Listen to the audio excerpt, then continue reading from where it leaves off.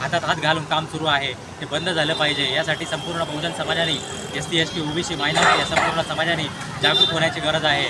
त्याप्रमाणे संविधानामध्ये जे हक्क अधिकार आपल्याला मिळत आहेत ते फक्त आणि फक्त मतदानाच्या अधिकारामुळे आहे, कारण आपल्याला मतदानाचा अधिकार आहे आणि म्हणून आपल्याला जे भारतीय संविधानामध्ये जे हक्क मिळालेले आहेत ते संपूर्ण हक्क का बरं आहेत, कारण आपण या देशाचे नागरिक आहोत। देशाचे नागरिक आहोत कारण आपण या देशाचा वोटिंगचा अधिकार आपल्याला दिलेला आहे।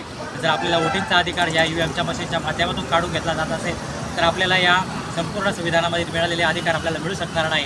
म्हणून देखील आपल्याला EVMच्या मुद्द्यावरती देखील आपल्याला EVM जोपर्यंत जात नाही तोपर्यंत आपल्याला संघर्ष करावा लागणार आहे। अशा प्रकारची मागणी देखील या आपल्याला अभिवादन करताना मला करावीशी वाटते। आणि बाबासाहेबांनी जे कायदे बनवले आहेत ते कायदे पुन्हा एकदा करावे आणि जे कामगार कायदे नवीन करण्यात आलेले ते कामगार कायदे रद्द करावे। अशा संपूर्ण कामगारांनी यासाठी चळवळ उभी केली पाहिजे। आम्ही देखील यासाठी 1 मेला कामगार परिषद नाशिकमध्ये घेणार आहोत। आपण सर्वच कामगारांनी या ठिकाणी त्याला सहयोग करावा आणि आपले जे कामगारांवरती अन्याय अत्याचार होत आहे त्यासाठी आपण सर्वपरी बाबासाहेबांची चळवळ समजून घ्याल, बाबासाहेबांचे जे कायदे बनवले आहेत ते समजून घ्याल आणि नवीन कायदे देखील आपण समजून घेऊ आणि त्यानुसार हे कामगार कायदे रद्द करू आणि बाबासाहेबांनी जे कायदे आपल्याला दिलेले आहेत तेच कायदे पुन्हा एकदा या देशात लागू करू।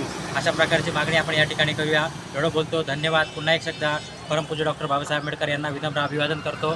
थांबतो। जय भीम, जय मूल्यवासी।